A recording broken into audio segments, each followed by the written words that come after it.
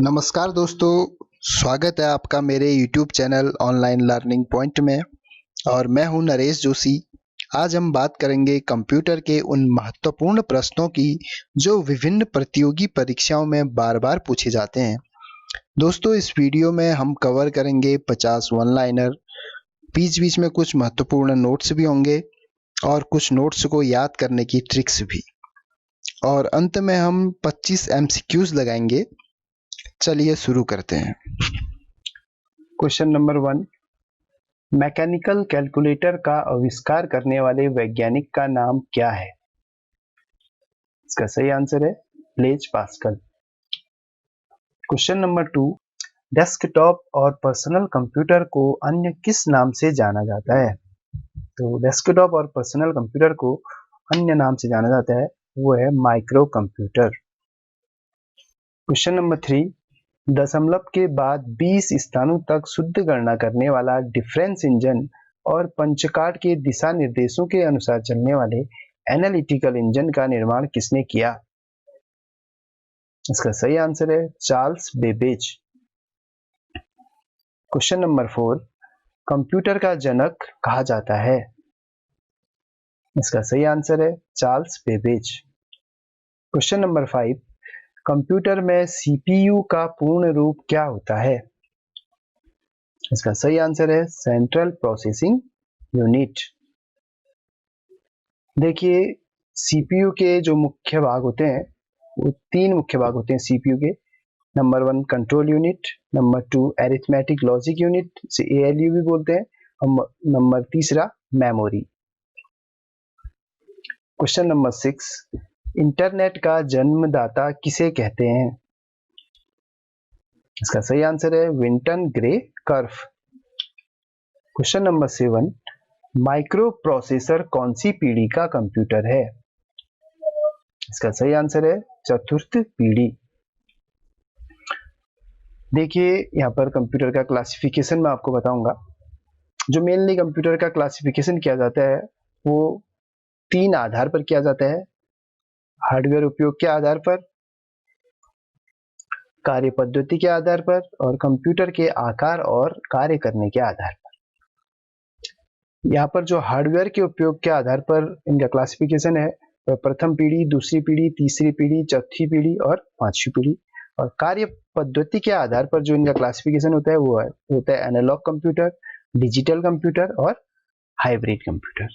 और आकार के आधार पर जो इनका मेनली क्लासिफिकेशन होता है वो होता है main frame computer, mini computer, micro computer और सुपर कंप्यूटर। तो यहाँ पर जो कार्य पद्धति के आधार पर क्लासिफिकेशन किया गया है वो है डिजिटल कंप्यूटर, एनालॉग कंप्यूटर और हाइब्रिड कंप्यूटर। इसमें नंबर 1 जो डिजिटल कंप्यूटर है वो क्या होते हैं? परफॉर्म्स डिजिटल कैलकुलेशन, केवल डिजिटल कैलकुलेशन जो करते हैं, डिजिटल कैलकुलेशन, वो कहलाते हैं डिजिटल कंप्यूटर। जिसमें मुख्यतः हमारे जो पीसी हैं, हमारे जो पर्सनल कंप्यूटर हैं, वर्तमान में जो प्रयोग में लाए जा रहे हैं, कैलकुलेटर्स हैं, स्मार्टफोन्स हमारे हैं और डिजिटल वॉच है। ये अक्सर एग्जाम में पूछा भी जाता है कि डिजिटल वॉच जो है वो किसका एग्जाम्पल है? डिजिटल कंप्यूटर का, एनालॉग कंप्यूटर का या हाइब्रिड कंप्यूटर का। इसके बाद जो एनालॉग कंप्यूटर हम देखें number 2, it stores data in forms of physical quantities and represent result in symbolic numbers। ये क्या होता है? फिजिकल क्वांटिटीज में डाटा को स्टोर करता है, यानी कि भौतिक परिमाण के रूप में ये डाटा को स्टोर करता है और शो करता है रिजल्ट सिंबॉलिक नंबर्स में। जैसे हमारा जो टेम्परेचर नापने वाले, प्रेशर नापने वाले और वोल्टेज नापने वाली जो हमारे यंत्र होते हैं वो, और जो हमारा स्पीडोमीटर होता है, गाड़ियों में जो स्पीडोमीटर लगा होता है वो जो एग्जाम्पल है एनालॉग कंप्यूटर के। और जो हाइब्रिड कंप्यूटर होता है वो डिजिटल कंप्यूटर और एनालॉग कंप्यूटर का संयुक्त रूप होता है। इन दोनों से मिलकर बना होता है। और लेकिन ये काम कैसे करता है? जो हाइब्रिड कंप्यूटर होता है उनमें जो हमारा इनपुट होता है वो एनालॉग रूप में होता है और आउटपुट भी एनालॉग ही होता है, लेकिन प्रोसेसिंग जो होती है वो डिजिटल फॉर्म में होती है। एनालॉग फॉर्म में इनका इनपुट हुआ इसका एनालॉग, आउटपुट भी आया इसका एनालॉग, और लेकिन जो प्रोसेसिंग इसने करी सीपीयू के भीतर वो करता है ये डिजिटल में। इसलिए इसमें क्या होता है, दो कन्वर्टर लगे होते हैं, एक एडीसी एक डीएसी। ये एनालॉग टू डिजिटल कन्वर्टर होता है, क्योंकि हम एनालॉग इसमें इनपुट करते हैं तो एनालॉग को डिजिटल में कन्वर्ट कर देता है, फिर डिजिटल में प्रोसेस हुआ, फिर आउटपुट आपका तो डिजिटल में आएगा, तो इसको क्या करता है जो कन्वर्टर है वो फिर एनालॉग में कन्वर्ट कर देता है, तो डिजिटल टू एनालॉग कन्वर्टर फिर लगा होता है यहाँ पर।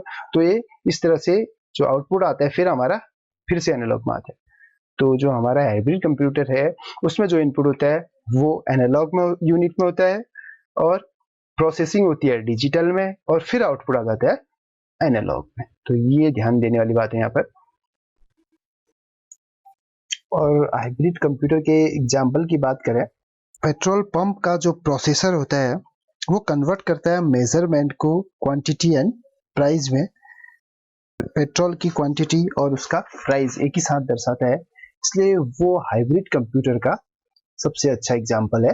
पेट्रोल पंप में जो यंत्र लगाया होता है उसका प्रोसेसर।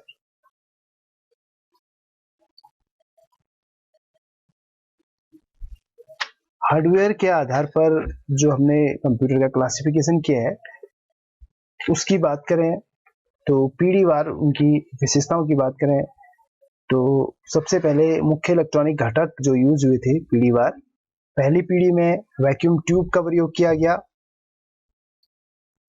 वैक्यूम ट्यूब का चित्र आप देख सकते हैं। दूसरी पीढ़ी में ट्रांजिस्टर, तीसरी पीढ़ी में आईसी चिप, इंटीग्रेटेड सर्किट जिसे बोलते हैं। चौथी पीढ़ी में लार्ज स्केल इंटीग्रेशन हुआ आईसी का, और बाद में वेरी लार्ज स्केल इंटीग्रेशन हुआ आईसी का जिसे माइक्रो प्रोसेसर बोलते हैं। ये माइक्रो प्रोसेसर का चित्र आप देख सकते हैं। उसके बाद पांचवी पीढ़ी में अल्ट्रा लार्ज स्केल इंटीग्रेशन का प्रयोग हुआ। अगर लैंग्वेजेस की बात करें तो पहली पीढ़ी में मशीनी भाषा का प्रयोग हुआ।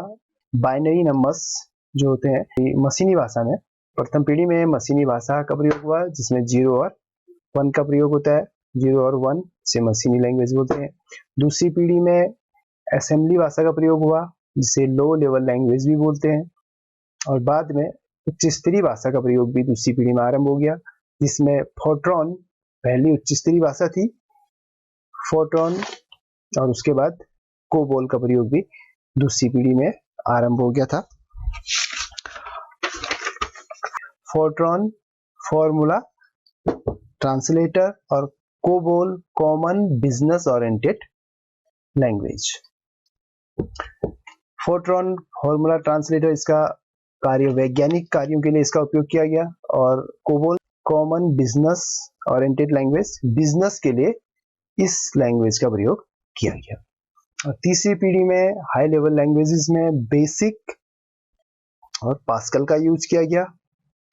चौथी पीढ़ी में बहुउच्च स्तरीय भाषाओं का प्रयोग सी प्लस प्लस का प्रयोग किया गया। और पांचवी पीढ़ी में अति उच्च स्तरीय भाषा जावा v.b.net का प्रयोग किया गया। स्टोरेज डिवाइस की बात करें तो पहली पीढ़ी में स्टोरेज के लिए मैग्नेटिक ड्रम, दूसरी पीढ़ी में मैग्नेटिक कोर का प्रयोग किया गया, तीसरी पीढ़ी में मैग्नेटिक डिस्क और मैग्नेटिक टेप का प्रयोग किया गया। तो इनके प्रयोग से जो यंत्र बनाया गया उसे रोम बोला गया, रीड ओनली मेमोरी रोम का प्रयोग किया गया तीसरी पीढ़ी में। चौथी पीढ़ी में सेमीकंडक्टर का प्रयोग किया गया। सेमीकंडक्टर से ईपीरोम और ईईपीरोम का प्रयोग किया गया। EPROM erasable programmable read only memory, लिख के देखें,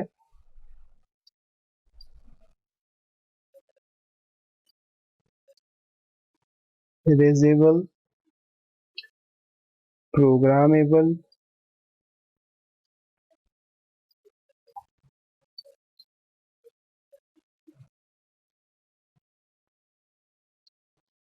रीड ओनली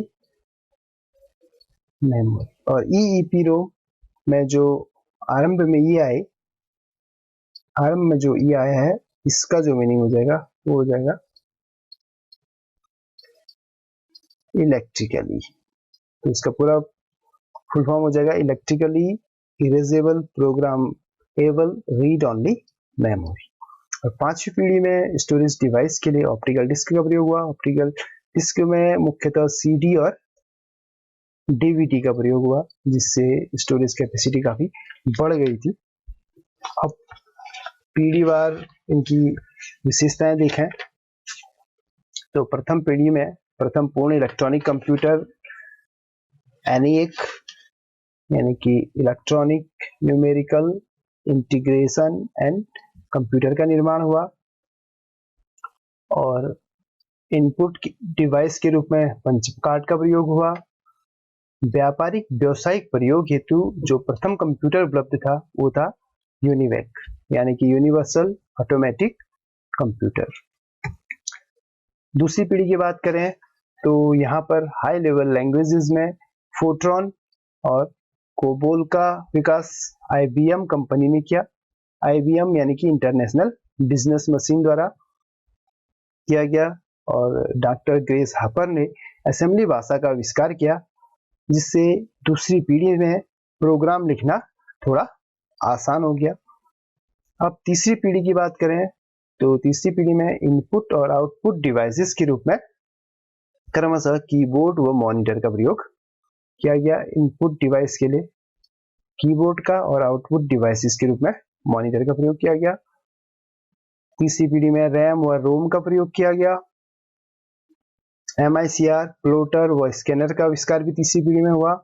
आईसी यानी कि जो ट्रांजिस्टर, रजिस्टर और कैपेसिटर से मिलकर बनाई गई का आविष्कार जैक किल्बी व रॉबर्ट नोई ने किया। और जो ऑब्जेक्टिव क्वेश्चंस होते हैं उसमें जो ऑप्शन के रूप में अधिकतर जैक किल्बी का ही केवल ज्यादातर नाम आता है, रॉबर्ट नोई का नाम कम होता है वहां पर। अगर दोनों का नाम होता है ऑप्शन में तो वो ऑप्शन सही होगा, अगर केवल जैक किल्बी का नाम है तो तब भी केवल वो आंसर सही माना जाएगा। टाइम शेयरिंग ऑपरेटिंग सिस्टम यानी कि समय साझा operating system, multi programming operating system यानी कि बहु प्रोग्रामिंग ऑपरेटिंग सिस्टम का प्रयोग भी तीसरी पीढ़ी में आरंभ हो गया। उच्च स्तरीय भाषा में पास्कल व बेसिक का आविष्कार तीसरी पीढ़ी में हुआ। और तीसरी पीढ़ी में ये हार्डवेयर और सॉफ्टवेयर की अलग अलग बिक्री शुरू हो गई। अब चतुर्थी पीढ़ी की बात करें तो एमी टेडहॉफ ने माइक्रो प्रोसेसर का विकास किया था चौथी पीढ़ी में। जो माइक्रो प्रोसेसर पीसी में भी लगा होता है, जो हम पर्सनल कंप्यूटर यूज करते हैं, तो इसी से जो पीसी का विकास हुआ चौथी पीढ़ी में। इनबिल्ड मेमोरी का प्रयोग भी चौथी पीढ़ी में आरंभ हो गया। ऑपरेटिंग सिस्टम में डॉस यानी कि disk operating system, MS window operating system, Apple operating system का विकास भी चौथी पीढ़ी में हुआ। लैन एंड वैन का विकास भी चौथी पीढ़ी में हुआ। लैन यानी कि local area network,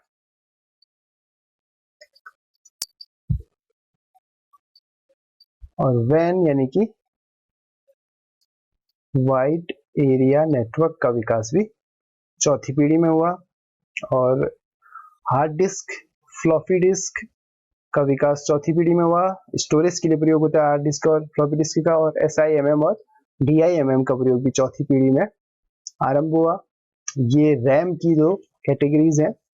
SIMM single इन लाइन मेमोरी मॉड्यूल, शुरुआत में इसका प्रयोग हुआ चौथी पीढ़ी के, और बाद में DIMM का प्रयोग किया जाने लगा, dual in line memory module, जो in comparison of SIMM fast थी काफी। और EPROM और EEPROM का प्रयोग भी स्टोरेज के लिए किया गया, जिसके बारे में पहले आपको बता चुका हूं। और पांचवी पीढ़ी की बात करें, कृत्रिम बुद्धि की अवधारणा का विकास हुआ पांचवी पीढ़ी में, जिसमें आप देखें तो जिससे रोबोट का निर्माण हुआ, जो कृत्रिम बुद्धि पर आधारित है, आर्टिफिशियल इंटेलिजेंसी पर। पांचवी पीढ़ी में मैग्नेटिक डबल मेमोरी के प्रयोग से क्षमता बढ़ गई, स्टोरेज कैपेसिटी बढ़ गई, क्षमता भंडारण में वृद्धि हुई। नेटवर्किंग के क्षेत्र में इंटरनेट, ईमेल, www का आविष्कार हुआ। मल्टीमीडिया का विकास हुआ। मल्टीमीडिया यानी कि साउंड, ग्राफिक्स एंड टेक्स्ट से मिलकर बना होता है मल्टीमीडिया, उसका विकास भी 5वीं पीढ़ी में हुआ। Voice recognition, mobile communication, satellite communication, उपग्रह संचार एंड सिग्नल डाटा प्रोसेसिंग का विकास भी 5वीं पीढ़ी में हुआ। अब क्वेश्चन नंबर 8, कंप्यूटर में आईपी का पूर्ण रूप क्या होता है? इसका सही आंसर है internet protocol. Question number 9, computer में सीडी का पूर्ण रूप क्या होता है? इसका सही आंसर है compact disc. Question number 10, computer में CDRW का पूर्ण रूप क्या होता है? इसका सही आंसर है compact disc read and write. Question number 11, computer में डीवीडी का पूर्ण रूप क्या होता है? इसका सही आंसर है डिजिटल वर्सेटाइल डिस्क। इसके बाद स्क्रीन पर आप देख पा रहे होंगे कंप्यूटर से रिलेटेड कुछ महत्वपूर्ण फुल फॉर्म हैं जो प्रतियोगी परीक्षाओं में बार बार पूछे जाते हैं। इस तरह से है रैम, जिसका फुल फॉर्म होता है random access memory, ROM, read only memory, USB universal serial bus, UPS, uninterruptible power supply, ALU arithmetic logic unit, VLSI very large scale integration, VDU visual display unit, IC integrated circuit, LAN local area network, WAN wide area network, MAN metropolitan area network, LED light emitting diode, LCD liquid crystal display. Question number 12, cut एवं paste के साथ काटा गया data अस्थायी रूप से कहां पर सेव रहता है? इसका सही आंसर है क्लिपबोर्ड में। क्वेश्चन नंबर 13, कंप्यूटर में ईमेल का पूर्ण रूप क्या होता है? Electronic mail. Question number 14, email का आविष्कार किसने किया? इसका आंसर है रे टॉमलिंसन ने। क्वेश्चन नंबर 15, कंप्यूटर में डॉस का पूर्ण रूप क्या होता है? Disk operating system. Question number 16, cyber law में डॉस का फुल फॉर्म क्या होता है? इससे पहले हम जो डॉस देखा था वो कंप्यूटर में था, और ये जो डॉस है उसकी हम बात कर रहे हैं साइबर लॉ में। साइबर लॉ में डॉस का फुल फॉर्म होता है डिनाइल ऑफ सर्विस। बुनियादी कंप्यूटर प्रोसेसिंग चक्र में शामिल होते हैं।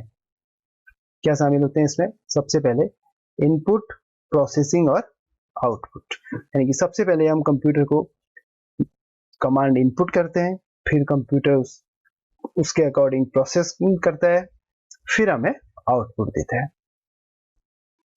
वैक्यूम ट्यूब का प्रयोग किस पीढ़ी के कंप्यूटरों में किया गया था? इसका सही आंसर है प्रथम पीढ़ी।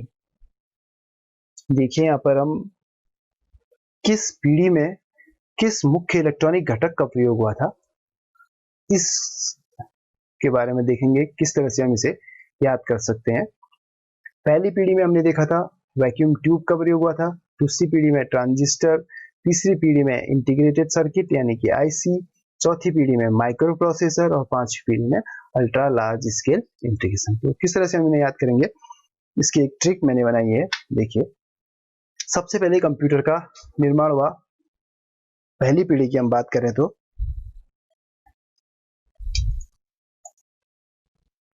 जब कंप्यूटर का निर्माण हुआ पहली पीढ़ी में, तो विक्ट्री का सिंबल बनाया यहाँ पर, क्योंकि जीत हासिल हुई है, विजय हासिल हुआ है, हमें विक्ट्री हमने पाई है कि कंप्यूटर का निर्माण किया है। फिर उसके बाद क्या हुआ कि वो कंप्यूटर जो है वो चमकने लगता है। किस तरह से चमकता है वो? टिम टिम करके चमकता है। कोई भी चीज टिम टिम करके चमकती है, जैसे तारे चमक रहे हैं टिम करके, उसी तरह से टिम टिम करके चमकता है वो कंप्यूटर। फिर उस कंप्यूटर को हम क्या करते हैं, गिफ्ट के रूप में पैक कर देते हैं। किसके लिए? आपके लिए, फॉर यू। तो आपके लिए गिफ्ट के रूप में पैक कर देते हैं। तो इस तरह से ये 4 पीढ़ियां क्या क्या बनी। पहली पीढ़ी वी फॉर विक्ट्री, वी से वैक्यूम ट्यूब्स। दूसरी पीढ़ी में टी फॉर ट्रांजिस्टर। तीसरी पीढ़ी में आई फॉर आईसी यानी इंटीग्रेटेड सर्किट। और चौथी पीढ़ी में एम फॉर माइक्रो प्रोसेसर। और पांचवी पीढ़ी में you for ultra large scale integration.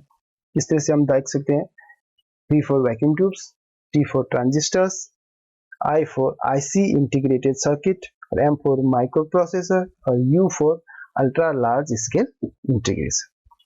अब क्वेश्चन नंबर 19, पेन ड्राइव है। पेन ड्राइव है एक हटाई जाने वाली द्वितीयक भंडारण इकाई, removable secondary storage. Question number 20, MICR का ज्यादातर प्रयोग किया जाता है। MICR यानी कि मैग्नेटिक इंक कैरेक्टर रिकॉग्निशन। तो इसका ज्यादा प्रयोग किया जाता है बैंकिंग में। क्वेश्चन नंबर 21, बाइनरी संख्याएं होती हैं। बाइनरी संख्याएं जो होती हैं वो 0 और 1 होती हैं। क्वेश्चन नंबर 22, कौन सा पॉइंट एंड ड्रॉ डिवाइस है? इसका आंसर है माउस। क्वेश्चन नंबर 23, SMTP का पूर्ण रूप क्या होता है? इसका आंसर है simple mail transfer protocol. Question number 24, विश्व का प्रथम कंप्यूटर नेटवर्क है। ये विश्व का पहला कंप्यूटर नेटवर्क कौन सा है? इसका सही आंसर है अपारनेट। क्वेश्चन नंबर 25, ICT का पूर्ण रूप क्या होता है? इसका सही आंसर है information and communication technology. Question number 26, SMS का पूर्ण रूप क्या होता है? SMS जो हम SMS भेजते हैं अपने मोबाइल के थ्रू, उसका पूर्ण रूप क्या होता है? तो उसका पूर्ण रूप होता है short message service. Question number 27, motherboard और अन्य कंपोनेंट्स के बीच डाटा ट्रांसमिशन किसके द्वारा होता है? यानी कि मदरबोर्ड से अन्य जो हमारे कंपोनेंट्स होते हैं उनके बीच डाटा किसके थ्रू जाता है? तो इसका सही आंसर है बस। क्वेश्चन नंबर 28, कंप्यूटर में CPU का सबसे महत्वपूर्ण भाग है।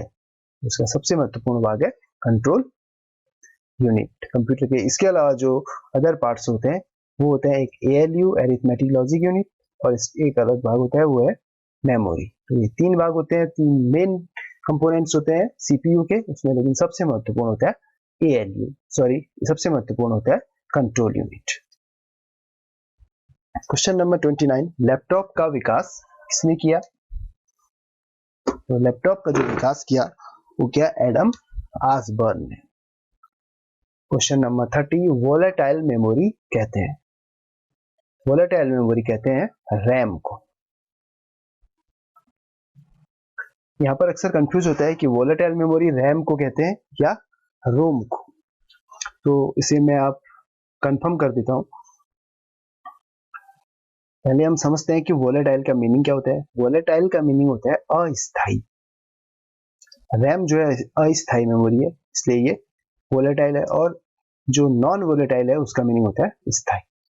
अगर कहीं पर वोलेटाइल और नॉन वोलेटाइल पूछा जाता है तो हम क्या करेंगे, पहले लिख कर देखेंगे। वोलेटाइल लिखा हमने और नॉन वोलेटाइल लिखा, फिर रैम लिखा, फिर रोम लिखा। फिर हम देखेंगे जो 2 बार ओ आता है, इसमें 2 बार ओ आ रहा है नॉन वोलेटाइल में ओ, तो फिर उसके बाद रैम और रोम में किसमें ओ आता है?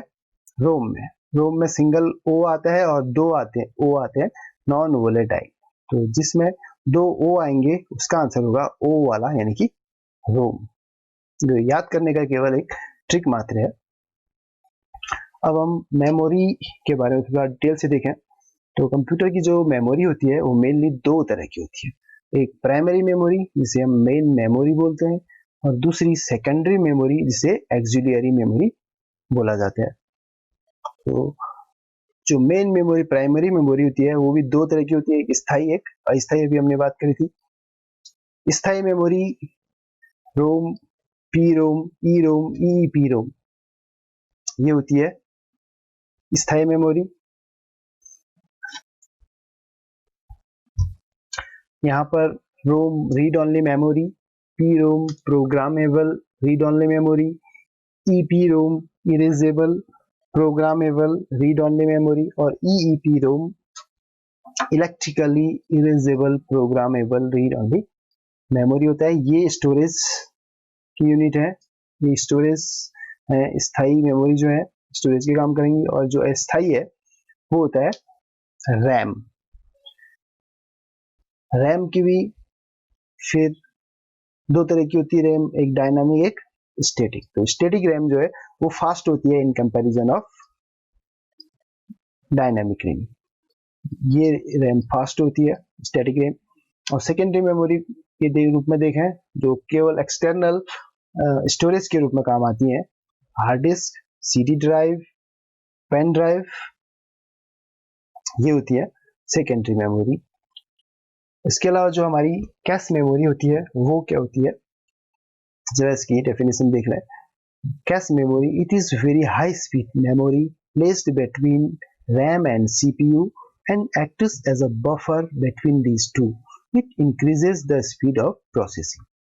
देखिए जैसे नाम से हम देखें कि ये रैम और CPU के बीच, डेफिनेशन से सॉरी, रैम और CPU के बीच में लगी होती है और हाई स्पीड मेमोरी है और एक बफर के रूप में काम करती है, यानी कि इन दोनों के बीच में एक चैन के रूप में काम करती है, यानी कि इन दोनों को कनेक्ट कराती है, मेन मेमोरी और CPU को, और ये स्पीड बढ़ा देती है प्रोसेसिंग की। होता क्या है कि जो CPU होता है वो काफी फास्ट काम करता है और तेज होता है CPU, और जो हमारा मेन मेमोरी है उसकी स्पीड जो है रैम रोम की वो बहुत कम होती है, बहुत कम स्पीड होती है इसकी। तो इसलिए क्या होता है कि जो प्रोसेसर होता है वो बहुत तेजी से काम नहीं कर पाता है। तो इसके लिए एक सॉल्यूशन निकाला कि इनके बीच एक मेमोरी लगा दी, कैश मेमोरी, जो बहुत फास्ट काम करती है। और ये करती क्या है, जो मेन मेमोरी में जो डाटा या जो मेमोरी बार बार यूज हो रही है तो इसकी एक टेम्परेरी कॉपी बना देती है, और जब CPU को उस डाटा या उस मेमोरी की जरूरत पड़ती है तो उसको ये बहुत फास्ट ट्रांसफर करती है CPU तक। तो इस तरह से क्या होता है, CPU का जो प्रोसेसिंग की स्पीड है वो बढ़ जाती है, वो स्लो नहीं होती है, बढ़ जाती है, यानी कि CPU तेजी से काम कर पाता है।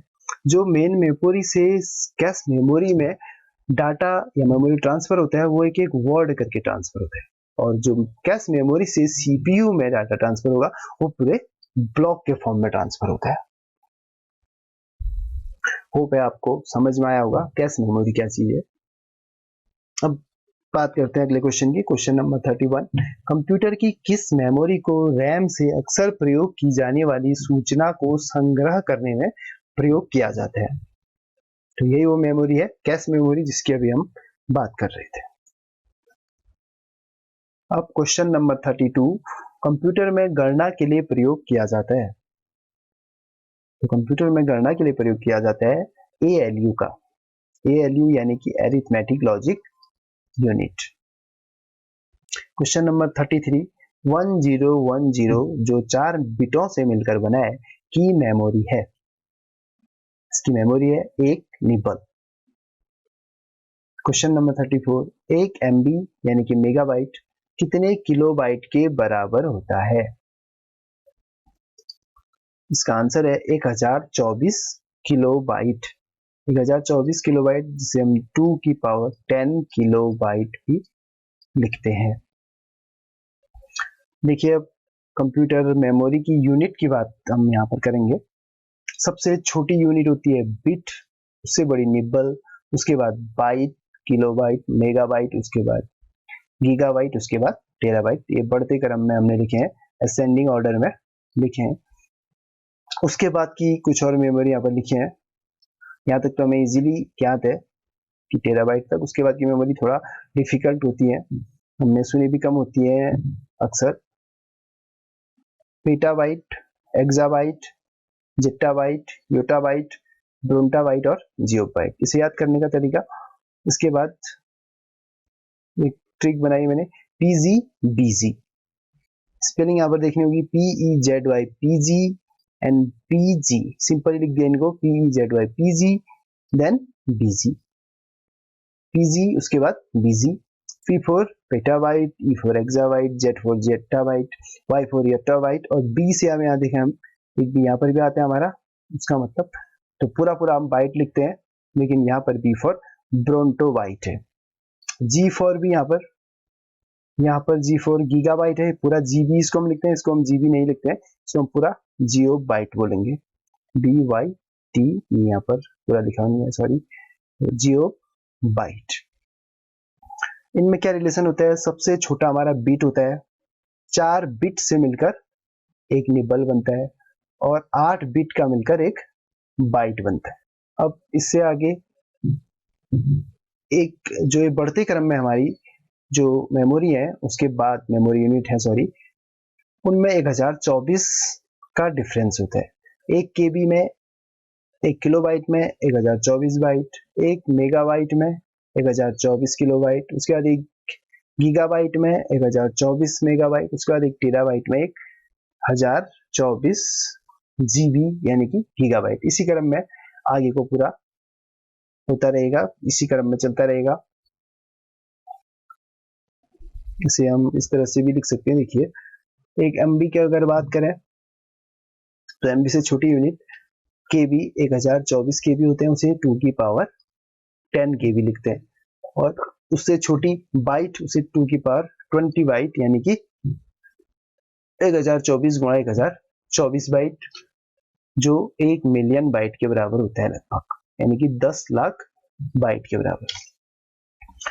ये जो संबंध हमने देखा यहाँ पर, ये जो है 4, 8, 1024, ये सब 2 की पावर में होते हैं। क्यों ऐसा होता है, क्योंकि जो हमारी यूनिट होती है वो बाइनरी से बनी होती है, बाइनरी डिजिट 0 और 1, ये 2 होते हैं, तो इसलिए जो सारी यूनिट होती है वो 2 की पावर्स में होती है। 4 को देखें तो 2 की पावर 2, 8 2 की पावर 3, सॉरी इस तरह से 2 की पावर 3, और ये 1024 2 की पावर 10। तो इस तरह से हमारा जो सारा रिलेशन है, इनमें जो सारा संबंध है वो 2 की पावर्स में होती है, तब ये 4, 8, 1024 और जो भी हमारी अन्य जो मेमोरी यूनिट आती है जैसे 64 MB, 128 MB या 128 GB या 256 MB या 256 GB, इस तरह से हमारी जो मेमोरी यूनिट आती है, हमारे मोबाइल की या कंप्यूटर की जो भी मेमोरी होती है वो इस फॉर्म में इसलिए होती है, ये सब 2 की पावर्स में होती है। यहाँ हमने देखा, चलिए आगे देखते हैं। 1 GB उससे छोटी यूनिट MB जो होती है वो 1024 MB के बराबर होगा, यानी कि 2 की पावर 10 MB। उससे छोटी यूनिट KB होती है तो 2 की पावर 20 KB के बराबर होगा 1 GB, और 2 की पावर 30 बाइट के बराबर होता है। उससे छोटी यूनिट बाइट होती है, तो 1 GB जो है 2 की पावर 30 बाइट यानी कि 1 बिलियन बाइट के बराबर होता है। और उससे बड़ी यूनिट देखें हम, 1 TB जो है 1024 GB, 2 की पावर 10 GB यानी कि, और 2 की पावर 20 MB, और 2 की पावर 30 KB, और 2 की पावर 40, 2 की पावर 40 बाइट के इक्वल होगा, जो कि 1 ट्रिलियन के बराबर होगा।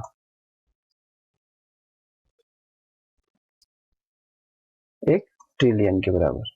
तो ये अक्सर एग्जाम में पूछा जाता है, एक जो 1 मिलियन बाइट होते हैं वो किसके इक्वल होते हैं, 1 MB के या 1 GB के या 1 TB के। और ये भी पूछा जाता है कि 1 बिलियन जो बाइट है वो किसके इक्वल होता है, 1 MB, GB या TB के। और इस तरह से 1 ट्रिलियन बाइट भी किसके इक्वल होता है ये पूछा जाता है। यहाँ पर भी आप देख सकते हैं लिखा हुआ है यूनिट्स का कुछ नोट्स, यहाँ पर भी लिखे हैं, भी आप देख सकते हैं। 1 MB 2 के बाद 10 KB, 1 MB 2 के बाद 20 बाइट, उससे छोटी यूनिट जो है बाइट हो जाएगी, तो इस तरह से 1 GB 2 के बाद 10 MB, 1 GB 2 की पावर 20 KB, 1 GB 2 की पावर 30 बाइट, 1 TB 2 की पावर 10 GB, 1 टेराबाइट यानी कि 2 की पावर 20 MB, 1 टेराबाइट 2 की पावर 30 KB। आप चाहें तो इसकी एक स्क्रीनशॉट भी ले सकते हैं। अब क्वेश्चन नंबर 35, कंप्यूटर में URL का पूर्ण रूप क्या होता है? कंप्यूटर में URL का पूर्ण रूप होता है uniform resource locator. Question number 36, LAN and वैन का प्रयोग किस पीढ़ी में किया गया? तो इनका प्रयोग किया गया 4th जनरेशन में। क्वेश्चन नंबर 37, आईसी का निर्माण किसने किया? आईसी यानी इंटीग्रेटेड सर्किट। इंटीग्रेटेड सर्किट का निर्माण किसने किया? तो मैंने बताया था इसका निर्माण किया जैक किल्बी ने, जबकि इसका साथ दिया था रॉबर्ट नोई ने। तो ज्यादातर जो ऑब्जेक्टिव है उसमें यही पूछा, ऑप्शन में यही होता है, Jack Kilby. Question number 38, computer में वायरस का पूर्ण रूप क्या होता है? वायरस का पूर्ण रूप होता है vital information resources under seize. Computer mouse का आविष्कार किसने किया? क्वेश्चन नंबर 39, इसका आंसर है डगलस सी इंजलवर्ट ने। क्वेश्चन नंबर 40, इनपुट तथा आउटपुट का संयुक्त रूप कहलाता है, यानी कि जो इनपुट और आउटपुट दोनों का काम करे तो कहलाता है terminal. Question number 41, hard disk की स्पीड मापी जाती है, यानी कि हार्ड डिस्क की स्पीड किस में मापी जाती है? इसका सही आंसर है RPM, यानी कि रिजोल्यूशंस पर मिनट। क्वेश्चन नंबर 42, इंटरनेट का पूरा नाम है, यानी कि इंटरनेट का फुल फॉर्म क्या है? इंटरनेट का पूरा नाम है international network. Question number 43, wifi का पूर्ण रूप क्या होता है? वाईफाई का पूर्ण रूप होता है wireless fidelity. Question number 44, www का आविष्कार किसने किया? तो www का आविष्कार किया टिम बर्नर्स ली ने। क्वेश्चन नंबर 45, कंप्यूटर में ASCII का पूर्ण रूप क्या होता है? ये होता है American standard code for information interchange. Question number 46, MS-DOS कितने बिट का ऑपरेटिंग सिस्टम होता है? इसका सही आंसर है 32। अब क्वेश्चन नंबर 47, कंप्यूटर की बाइनरी प्रणाली में शून्य का अर्थ है। तो कंप्यूटर की जो बाइनरी प्रणाली होती है उसमें दो ही बाइनरी नंबर दो होते हैं, 0 और 1। तो यहाँ जो 0 है उसका मीनिंग होता है ऑफ और जो 1 है उसका मीनिंग होता है ऑन। ऑन और 0 का मीनिंग होता है ऑफ।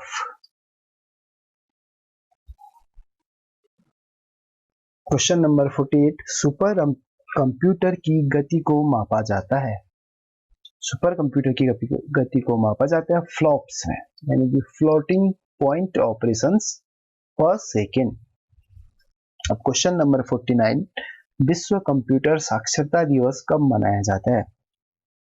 तो यह मनाया जाता है विश्व कंप्यूटर साक्षरता दिवस 2 दिसंबर को। क्वेश्चन नंबर 50, फैक्स का पूर्ण रूप क्या होता है?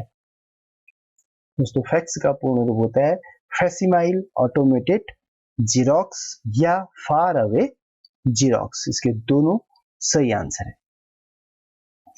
दोस्तों हमने यहाँ पर 50 वन लाइनर पूरे कर लिए हैं। दोस्तों अभी तक इस वीडियो में जो हमने सीखा उससे रिलेटेड 25 MCQs हम कवर करेंगे। दोस्तों ये कंप्यूटर के महत्वपूर्ण वन लाइनर प्रश्नों की सीरीज का पार्ट 1 है। जल्दी ही मैं इस सीरीज के अन्य पार्ट भी चैनल पर अपलोड करने वाला हूं। आप चैनल को सब्सक्राइब करके बेल आइकन को प्रेस करेंगे तो आपके पास नई वीडियो अपलोड होने का नोटिफिकेशन पहुंच पाएगा। तो चैनल को सब्सक्राइब कीजिएगा और उसके बाद बेल आइकन को जरूर प्रेस कीजिएगा। दोस्तों अब हम लगाएंगे 25 MCQs। चलिए शुरू करते हैं। पहला क्वेश्चन, मैकेनिकल कैलकुलेटर का आविष्कार करने वाले वैज्ञानिक का नाम क्या है? A Charles Babbage, B Blaise Pascal, C Howard Aiken, D John Mauchly. तो इसका सही आंसर है ब्लेज पास्कल। क्वेश्चन नंबर 2, तृतीय पीढ़ी में प्रयुक्त किए जाने वाला प्रमुख घटक है। A vacuum tube, B transistor, C integrated circuit IC या डी वृहद एकीकृत circuit LSI large scale integration. इसका सही आंसर है इंटीग्रेटेड सर्किट IC। दोस्तों हमने देखा था किस तरह से हमने ये मेन कंपोनेंट याद करे थे, विक्ट्री हुई थी, उसके बाद कंप्यूटर टिम टिम करके चमकने लगा था, उसके बाद उसको हमने पैक कर दिया था गिफ्ट के रूप में for you. V for vacuum tubes,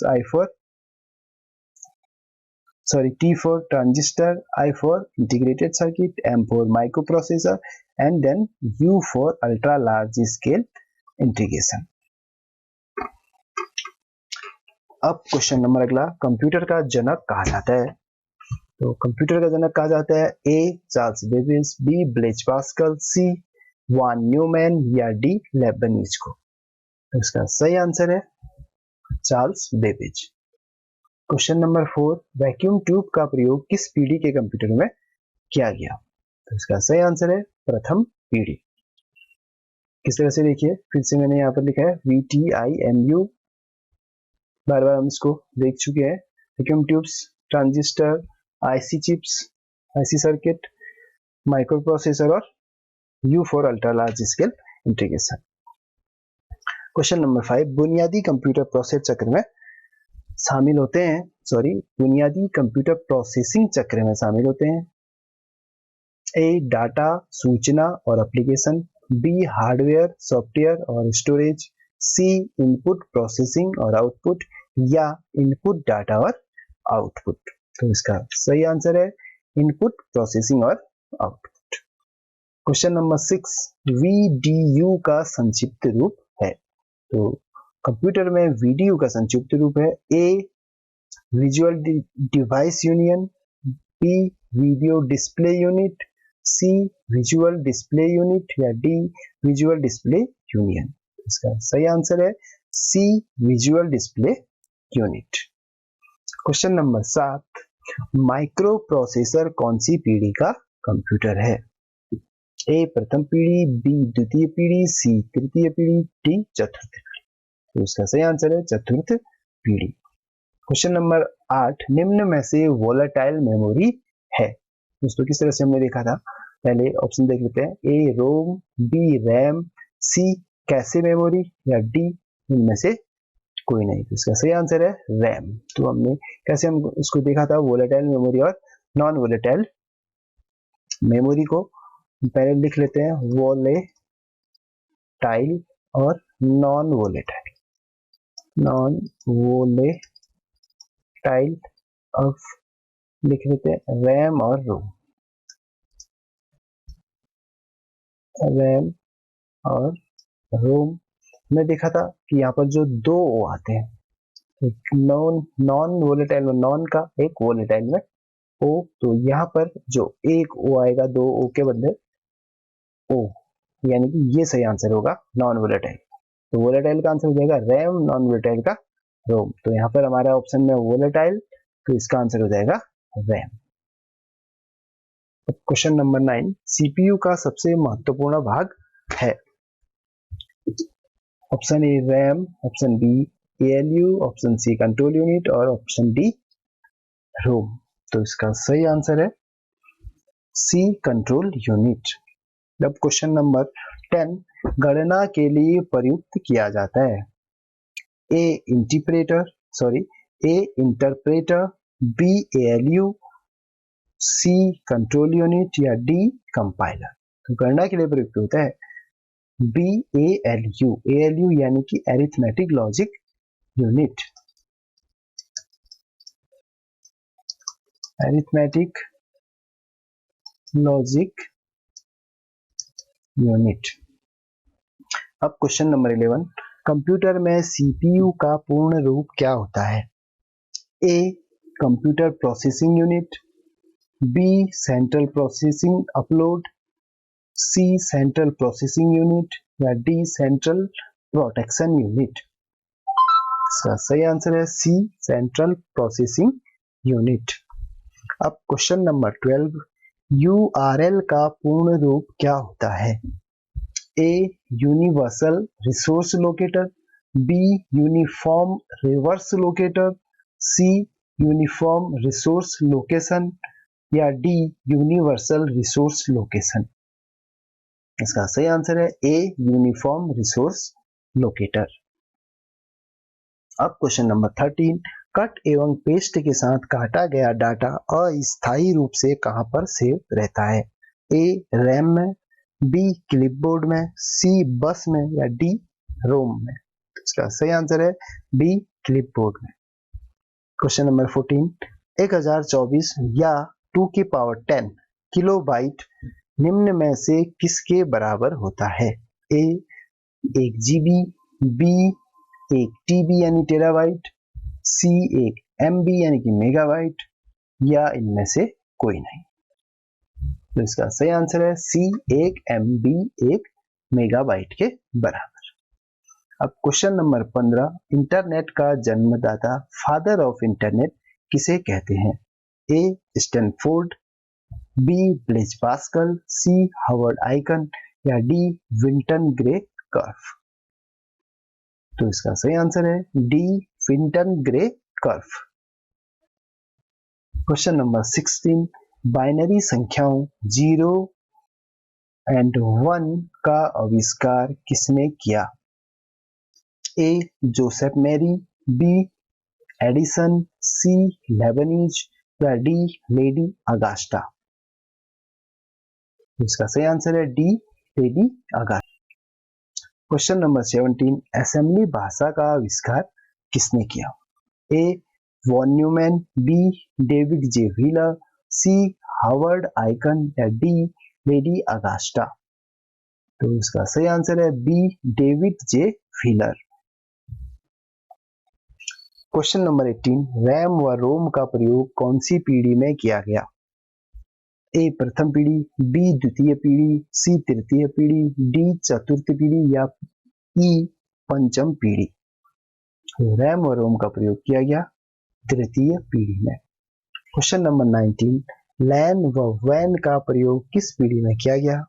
ए, प्रथम पीढ़ी, बी, तृतीय पीढ़ी, सी, तृतीय पीढ़ी, डी, चतुर्थ पीढ़ी या ई, पंचम पीढ़ी में। इसका सही आंसर है चतुर्थ पीढ़ी में। क्वेश्चन नंबर 20, माइक्रो प्रोसेसर का विकास किसने किया?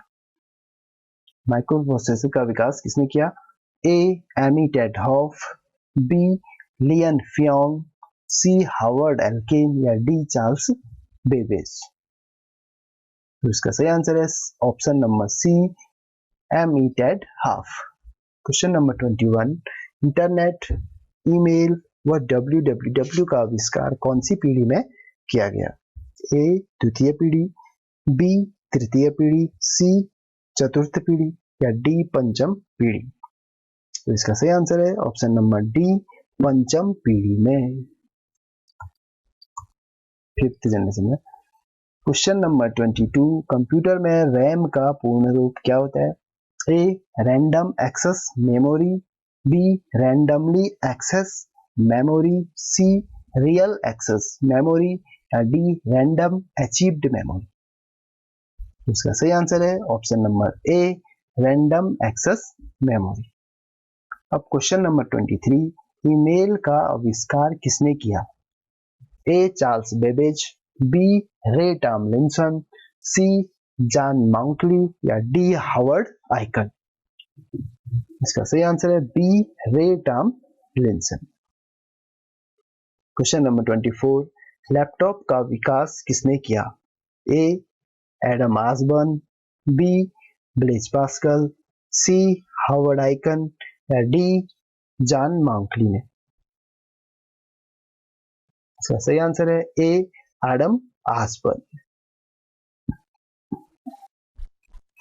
क्वेश्चन नंबर 25, कंप्यूटर में CDRW का पूर्ण रूप होता है?